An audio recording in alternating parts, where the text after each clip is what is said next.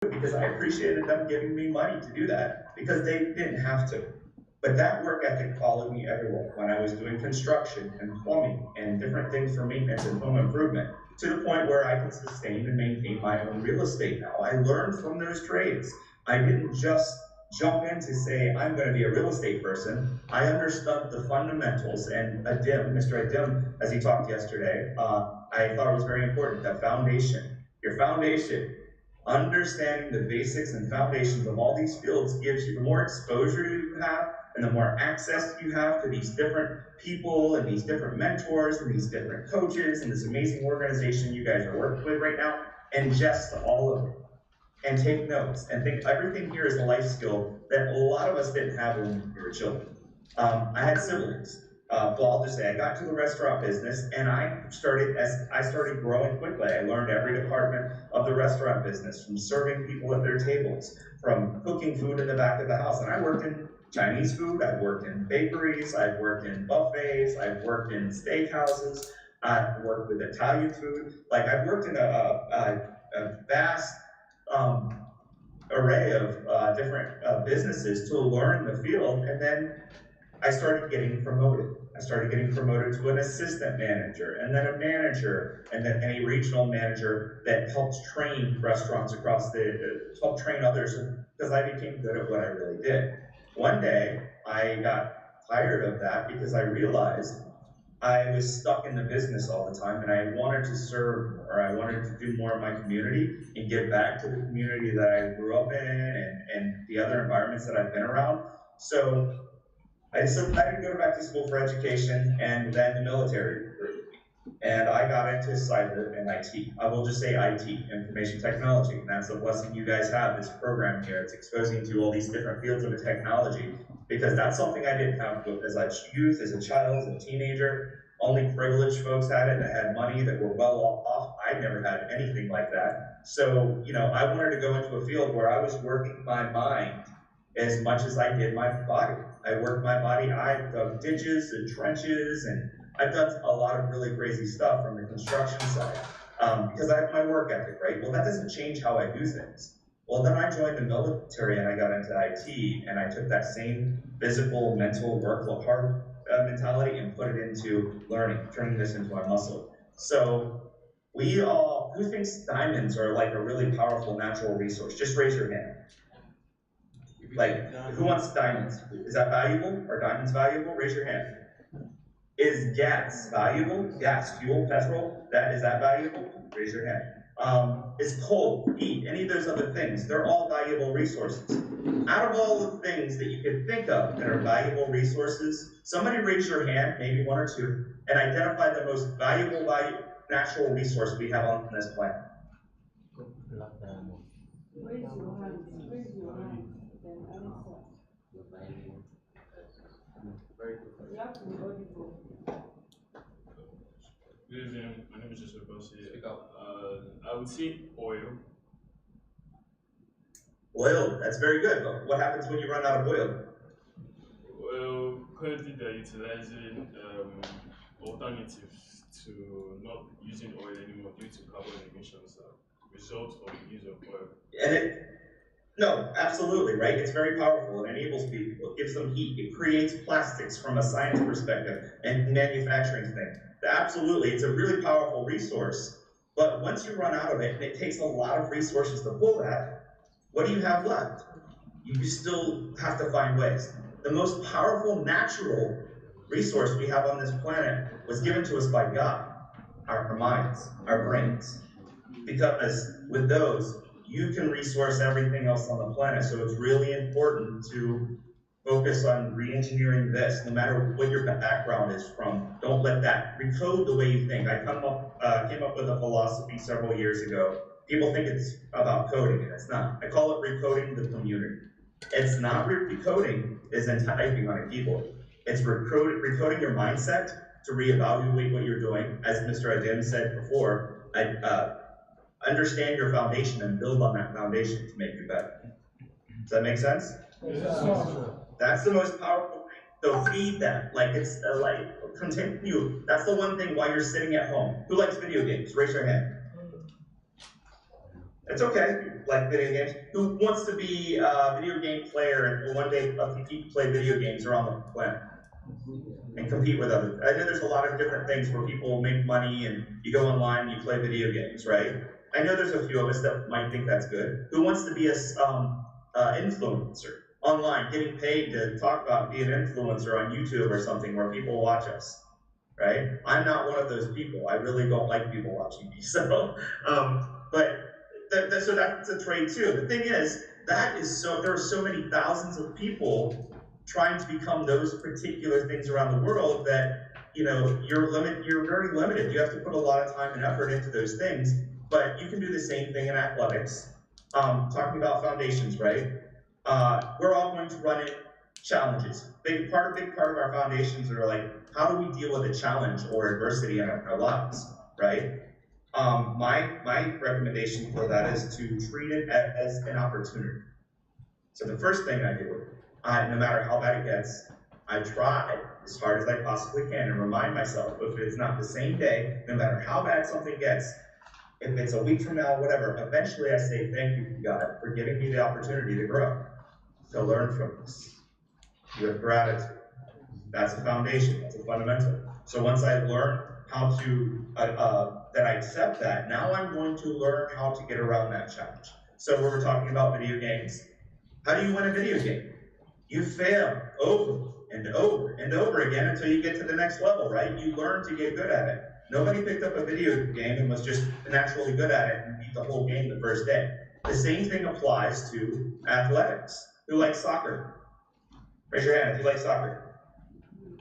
Those that play soccer and like soccer, raise your hand if you were a natural talent and you scored every time as soon as you started playing. The first game you played, you were the number one. Okay, yeah. It took practice, right? So that's what I mean. So it took practice. It took fail. You're going to lose some. You're going to win some. But the biggest thing you'll hear a common conversation amongst everybody that's talking to you is learn how to fail gracefully. Look at that as an opportunity, and just like when you're playing the game. Oh man, I just made it. Well, you know what? Let me try again later and do it a little bit different. And that's an opportunity for growth. So I look at it as muscle. Who likes to work out? Who likes fitness? Who likes track? Who likes to run? Anything where you're just physical, right? You require muscles to do that, right? You require athletics. Well, it takes training just to do that. You have to build toward it. So I look as a weight. And when you're working out, whether you're trying to run faster, increase your speed time, or lift weights, or bulk up so you can be manly for your friends. I look at it that as an opportunity. That's a challenge. Every time you pick up a weight, it's an opportunity for you to build. So look at life like that. And every challenge that you get is the resistance you have in life gives you the opportunity to grow and evolve and build and be better than you were tomorrow than you were today. The worst thing you can do is give up, because guess what? When you're working out and you're trying to be in athletics or you quit a video game, you never get to that next level, right? Make sense? Yeah. So, if you have any questions, don't hesitate. Raise your hand if you have any questions. I know I'm talking a lot, but I like to interact. I do sessions with a lot of different folks. So anyway, I just segued there a little bit to help talk about my background as a child, kind of midway growing up, and the importance of learning what I learned from those things. Then I got into IT. When I got to information technology, tech, I realized I have so much more opportunity than I ever had before. And I then soon realized that there's so many opportunities out there. If you want to go into tech, you have the opportunity to cross across any field of your choice. If you're a system administrator, I'm pretty sure Boy Code requires system administrators to manage and maintain this equipment here, right? That even have this session. They need technologists to support that. They need you guys to eventually step up and fill those gaps and help them, right? So your job should also be to learn. I think Adam talked about it as well. Money shouldn't be important. Building your foundation is important. So any opportunity that you get the opportunity to get hands-on in those spaces and build value amongst yourself, the money will follow. If you have a work ethic and you work with integrity, we heard a lot about core values. I'll talk about the military. When I got into the military, I think one of the things that resonated to me was, and while I was working in IT and serving my country, is that the core values of the military, or the U.S. Air Force, is what I was a part of, they give you three core values. It's integrity, meaning you're going to do what's right, even when no one is looking. You're not going to do some shady stuff behind the scenes and then come and do something different. You're always going to work with integrity, because when you do that, it builds your character, it builds trust. Other people trust you to do what's right when no one's looking. The second core value was, and still is, excellence in all we do, meaning no matter what you do it with the most excellent capability possible. You don't just merely do oh, I just did that. I did the minimal that I could do that. And that ties in at home. We're going to talk about home and how your home can build you in your future career by your current practices at home. But for the excellence in all we do, no matter what you do, it doesn't matter if you're the best at it, you just do it to the best of your ability and become the best that you can at it, right? And eventually, you will be better than those around you, and they will come to you and ask you for guidance. And then the third one is service before self. That means you're putting others above you. You're always doing what you can to help others in the world around you and make it a better place. I felt like when I got into the Air Force, I was born to be, I should have gotten to the Air Force 10 years sooner, because I didn't get in until like I was 29. But it just naturally felt solid to me. Because of that, I fit the mold of what they needed. And in that process, I received several awards, Airman of the Year for the Air Force and a bunch of other things. And at the end of the day, I don't really care about awards, because after you earn so many of them, you realize that nobody really cares about the awards but the people who earn them, because that's what you did yesterday. That's not what you did tomorrow or today. So instead of chasing awards, as I've done for many people over the last several years, when I say awards, I've helped me and my teams and build my teams get 30 plus awards, probably almost close to 40 awards across every sector. And I focus more on impact. That's more rewarding to me than a trophy, than an award, than a plaque, or anything else. When I can see an impact of a community that's impacted positively, like you gentlemen here, I think that's powerful. That's irreplaceable. There's no money, time, or effort that can give back to it. And that's why I talk about service before self. And I know a bunch of you, I think it's great that they had the quote work come in previously and tell you their experiences, because you young men are the future. You are tomorrow. I'm turning 50 very soon, and 65, I'm not going to be in my position. I'm going to rely on you guys and my folks and my family and to protect the world. I work in cybersecurity. So the thing is, there's all these different programs out there that want to get people into their programs, but it's a very low threshold to get in.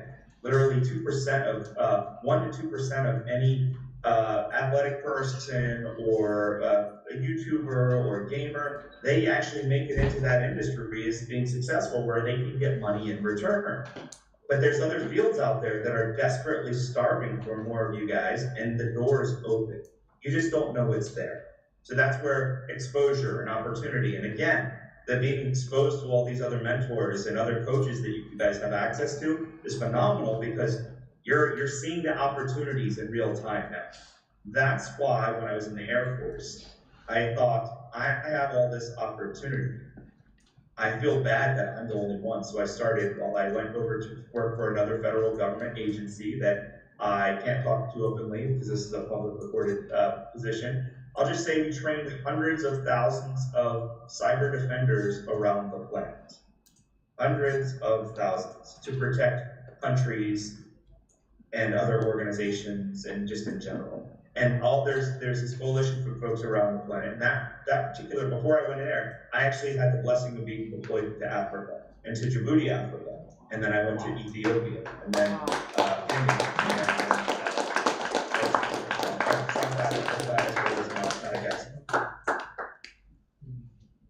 So from that experience, I thought I grew up hard.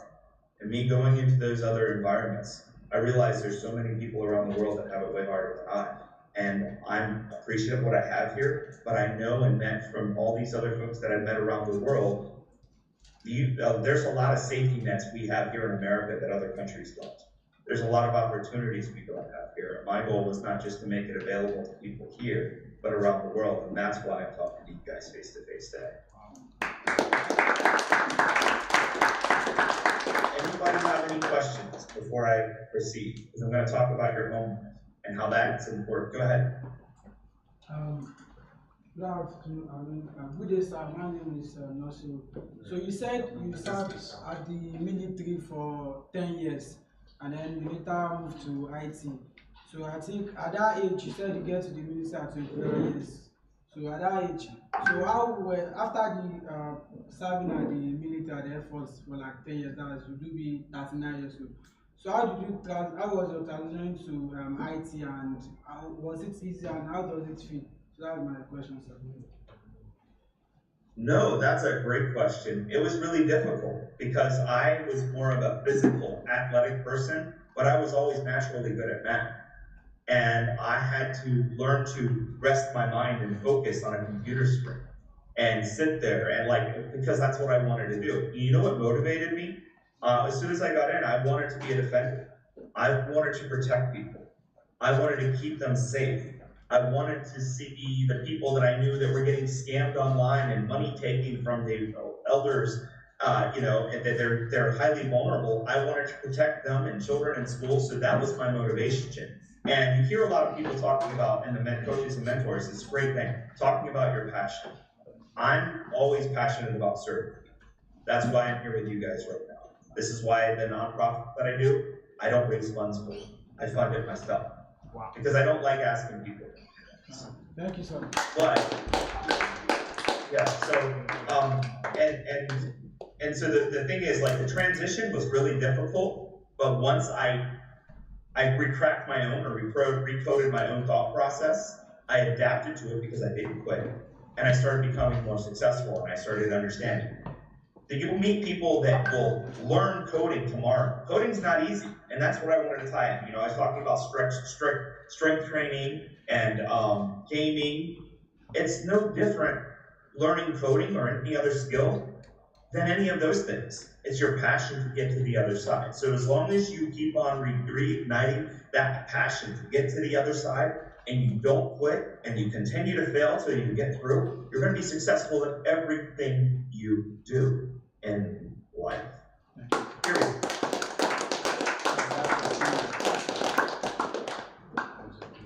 So some of them, go ahead, I'm sorry. So I wanted to ask, because you mentioned you're a cybersecurity expert. So for some of us here who might be interested in cybersecurity, it seems like a scary field to dive into because it's pretty vast, and there aren't really many people like over here in Nigeria that can actually really mentor on cybersecurity. But for those of us interested in what advices can you give us towards diving into cybersecurity, and how was it for you taking cybersecurity as your own IT part? Great question. So when I came in, I did not have the resources that we all have at our fingertips right now. I had to go through a training regimen, and if I didn't have access to that training regimen, I would not be able to upskill myself without potentially doing something criminal, and I wasn't going to do that because I live with integrity. And as I started getting exposed to these different environments and everything became virtual, I realized for the first time ever in these training environments we were making accessible around the planet for groups of people, I realized that we need to do that for more people. It shouldn't just be these certain groups of people. There needs to be connectivity. So one of the biggest deficiencies on the planet was, at that time, internet. I know it was when I was deployed to Madagascar, I had to get deployed with, not that I had to, I just deployed with the equipment we had, and they didn't have additional resources there. So I had to be creative and figure out how I was going to support a conference center for 122 foreign nationals to come in and work together on an East Coastal Security Council from all these different tribes and groups of people and governments and everything else. But from that, I didn't have those resources, so I had to adapt. Today, we have amazing resources at our disposal at any given moment from Amazon Web Services, Microsoft, Google, from a whole batch of other really powerful submersion capabilities that you guys don't know about. That are sitting right there that you can access from this instead of watching YouTube videos or other nonsense on it. You can start using this as not as a consumer, but as a producer to sharpen this, your most valuable natural resource on the planet. Because this is always with you. The laptop or the computers you're looking at are always with you. You will have more access to those and than any time in human history now. Because now, before 5 years ago, so I'm going to fast forward a little bit. I worked for the government, and that I saw the capabilities we had there that I wanted to make accessible that I could to communities that were underserved. Not just underserved, communities I grew up with, because I wanted to replace their idle hands with keyboards and opportunity.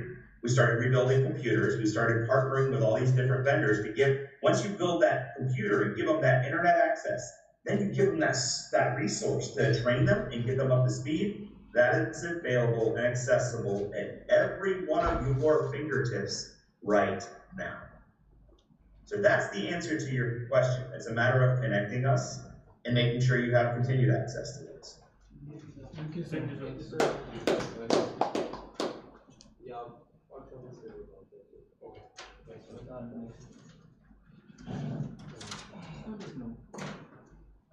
Good afternoon, sir. My name is Adediran Richidi. I have likely 2 questions for you, sir. I wrote it down. So, like most of us here are basically students, sir.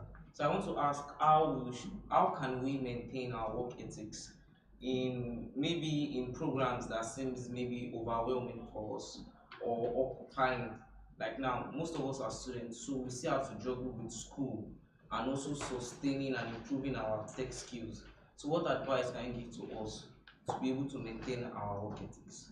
And my second question is, this is like our 3rd day here, so I've been able to talk with some of the boys that our passion is cybersecurity. So we had a little debate about the level of in-depth we need in software development before we jump into cybersecurity, sir. So that's my second question, sir. Thanks. Great questions. A lot of people think that, thank you so much. A lot of people think that you need to be heavily immersed in code at the root fundamental level, and educators will compete and disagree with me.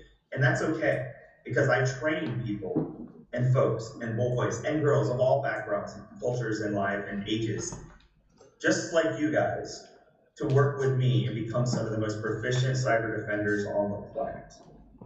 That's a fact. So a lot of people believe you have to get into local level coding to be in cybersecurity. The beautiful thing is now we have another technology that I'm going to tie into is AI. AI has evolved. Artificial intelligence has been around for 10 or more years, and other organizations around the planet have been using it consistently. But generative AI it's a game changer because it is another resource that you can tap into to expedite your learning. You can use generative AI systems like Google Gemini and ChatGPT and the other services that are free to help you learn. And that's what I advocate for everyone in the tech field. You can ask it to be your own personal tutor. And you can ask it, hey, I come from here and I don't really understand it. Could you explain it in a different way? And when you don't have physical access to people like me and your other tech mentors, you can continue learning on your own. That is a game changer. And it's more important now for you and every youth that I talk to embrace that. 2 things, it's a 2-factor thing. Embrace it from a productivity and learning perspective, but also understand the threats and risks too. Because if you don't, you can also be compromised by that too. And when I say that, bad guys are using AI now to attack our organizations around the planet even faster than before. So we have to, it's important for you guys to learn how to operate and use that as efficiently as possible. And Thankfully, there's some really powerful programs that you're going to have access to when you're done here, or even while you're in it, to continue your growth process. In AI, in cybersecurity, in IT, in tech, and then beyond, some of our partnerships.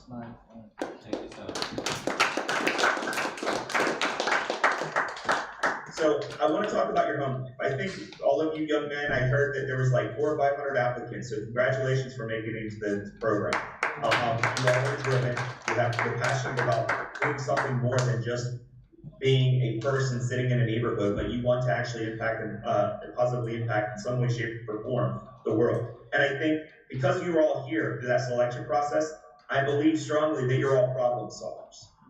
So that's the power of business and entrepreneurship. There's not one entrepreneur that just came up and said, hey, I want to start something. You have more power and initiative when you want to solve a problem. If you can look at a problem and say, and you're trying to figure out how you can solve it, you use your resources in technology and people and your relationships and your networks, as everybody else has talked about, to solve those problems and collaborate and learn how to communicate together. You're going to change the world in your own local space, and then you start small. As they were saying before, you start small and you become proficient in your own space. You get really good at what you do, and then you replicate it, you start sharing with others.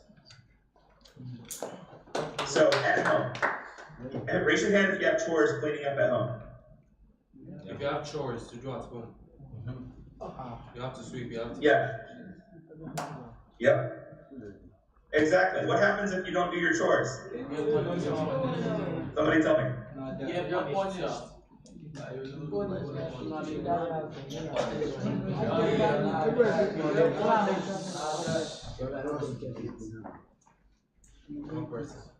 So did you guys know that that's your first step in workforce development? Did you know that? Cleaning up after yourself, cleaning things around you, that's your first step in workforce development. Because when you do that well, you get assigned other chores. You might look at it as a burden, but you're helping your business. Your home is your business. Maintaining the house, maintaining the community, whatever, that's your business. So you get promoted. You may not get prepared, think you get paid for it, but you have a place to live and a place to eat. That's being paid. That's room and board. That is the first step for your workforce development. Because once you get good at doing those things and not thinking about the money, as Mr. Adem said, like I love the things that he said. I was like, man, him and I are gonna get along great. Like because once you start building that workforce at the core and the foundation, that's gonna go with you everywhere. So think about that. You're in this program right now.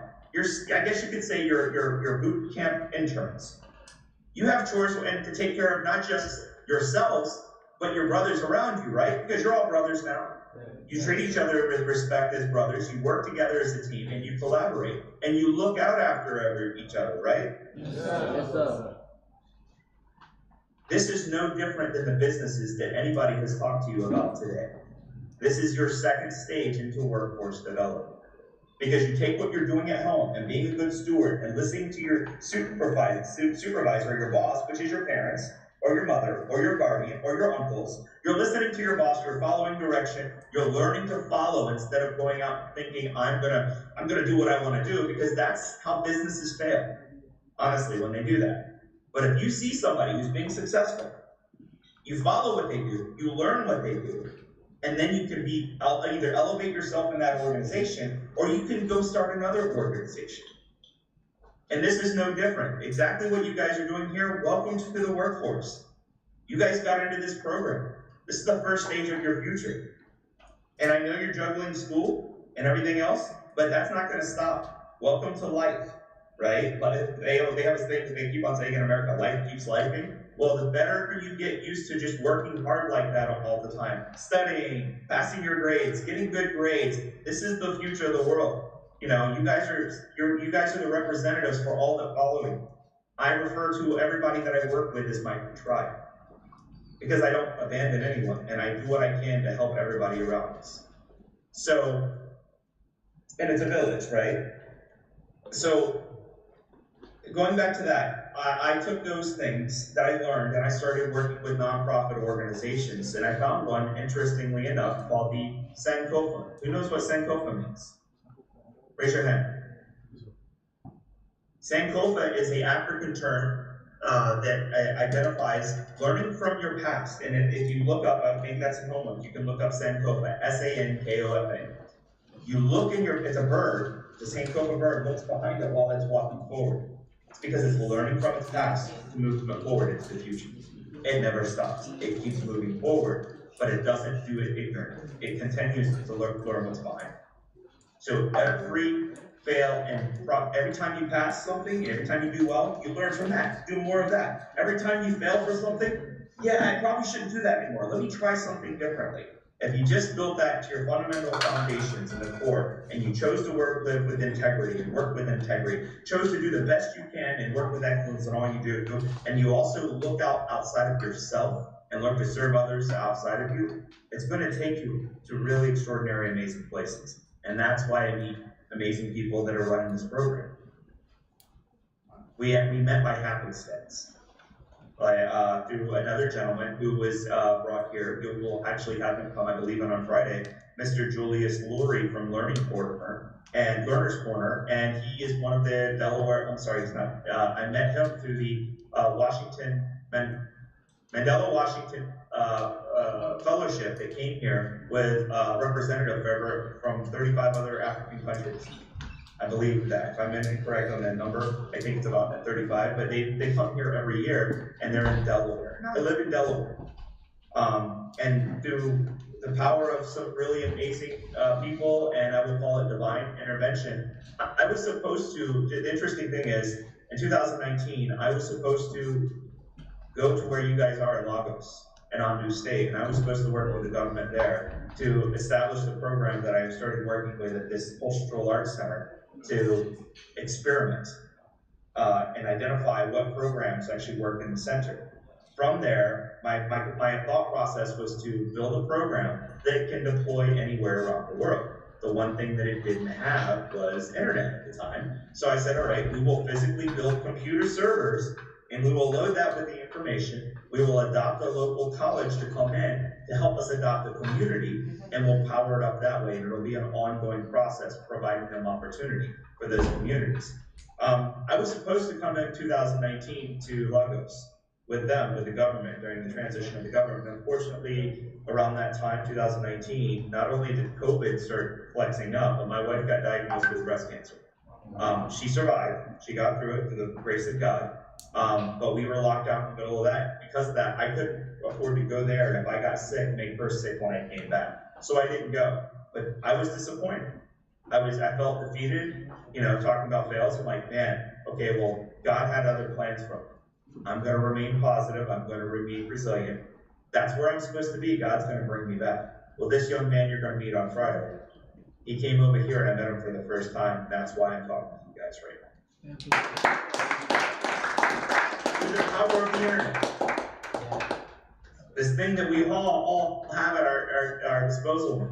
And now that they have Starlink satellite internet, we have so many capabilities at our opportunities at our fingertips more than any other time in history. It's important for us to use them responsibly and resourcefully. Questions? I believe that's all I have. Just take a couple more questions, sir. Good day, sir. My name is Oluwalime Olorode. Alright, I have a question. I wrote it down. My question is, how do you push yourself to get better at something, most especially when you don't have the tool to engage yourself in practicalizing what you're actually doing? Because I am someone who wants to go into cybersecurity because I was a victim of cybersecurity thefts. My total money was being, criminally withdrawn from my account without knowing who did it, and actually affected me, making me sit down the house for a year. And when you have passion to actually do something based on the fact that it affected you, you go in with all the zeal and all the hope force to work with it. But when there are no tools for you to push further with it, it starts to fade off, no matter the kind of passion or energy you actually push towards what you want to do. Thank you. No, that's it. First of all, my apologies. I deal with folks like that all the time, and it breaks my heart every time somebody's compromised. There's a couple factors there. The thing that my passion that pushes me, I don't want to see that happen. And there's too many things happening to good people out there that don't have, like you, and there's not enough of me and us. When I say us, those that want to get in the field, we want you in our field. We need you desperately globally in our field. We need to have people that are helping us defend in every country of the planet and help working on our team to collaborate, work together from a national defense and a national security issue, but not only national security, but from a national economic security. When people in countries are stealing money from your country and it goes to other countries, it takes away jobs from local businesses. That's my passion. That's what drives me every day. Every day I hear a story that's like it recharges my batteries, and I just don't turn it off, unfortunately, sometimes. But a good way to get in that process is start monitoring it. I would say the best entryway to get into IT security is start setting up yourself for security feeds. So you start, any new cybersecurity event that comes around the world, you start monitoring for it. Google will do that for you. A lot of different forums will do that for you. I created a private network that actually does that for you. But the cool thing about that is you'll realize as it becomes an article, they not only talk about how bad people were taking advantage of the good people or people that just had means or whatever, but they'll also identify the vulnerabilities and what needs to do to fix it. That's another education opportunity because you can learn what you need to focus on. Well, maybe I need to focus on this a little bit because they said this is what fixes it. And then you can categorize where you go with it. But the beautiful thing, I'm gonna say it again, right? There are some really powerful tools that give you college-level professional certificates and credits if you partner with the right institution as far as accepting credits that will train you on the fundamentals that I require all of the people that work for me to get access to. And it's accessible to you guys right now. Thank you, sir. Thank you, sir.